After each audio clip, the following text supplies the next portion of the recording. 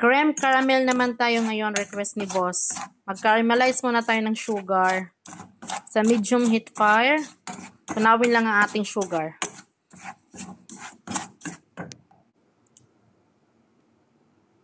Tunawin lang natin ng mabuti. Halo-haluin ng konti para hindi masunog ang ating creme caramel sauce. At pag ganyan na siya, pahinaan lang natin ang apoy. At wag natin tigilan ng paghalo. Kasi baka masunog. At pag ganyan po, maglalagay ko ng konting water lang. Para matunaw ng mabuti ang ating sugar. Pag mawala na ang bula, ibig sabihin, tunaw na ang ating sugar. At pag ganyan na po, okay na po ang ating caramel sauce. Cream caramel naman tayo ngayon. Ito ang ating mga ingredients. 2 set ang gagawin ko, kaya meron akong 6 na cream caramel, 2 gista or cream, 2 cup of powder milk, 2 cup of water, and 4 eggs.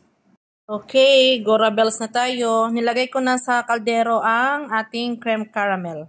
Lagay na rin natin ang powdered milk, eggs, yung cream, or gista kung tawagin nila,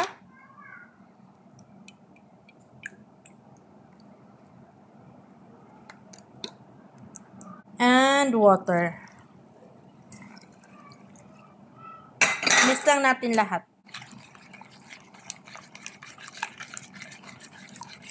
At pag ready na mix well, combine na natin, salain na natin siya.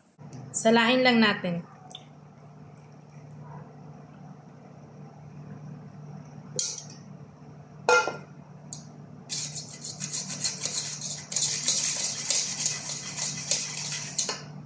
Salain natin ulit, pabalik sa kaldero at isasalang na natin.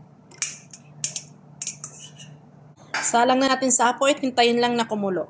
Habang hinihintay natin maluto ang ating cream caramel, ilagay na natin ang ating sugar syrup.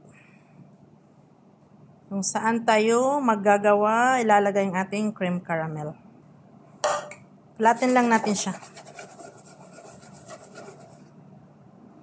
Huwag natin siyang hihintuan ng paghalo para hindi matutungan sa ilalim. Kahit hindi siya kulong-kulo, kunti lang na parang konting kulo lang niya. Hindi kulong-kulo talaga. At pagka ganyan niya, konting medyo malapot na siya, okay na yan. Patayin na natin. Halo lang natin siya dyan. Tingnan mo yung lapot niya. Hindi siya kumulo. Yan. Palamigin lang natin at ilagay na natin sa ref. At ready na ang ating creme caramel.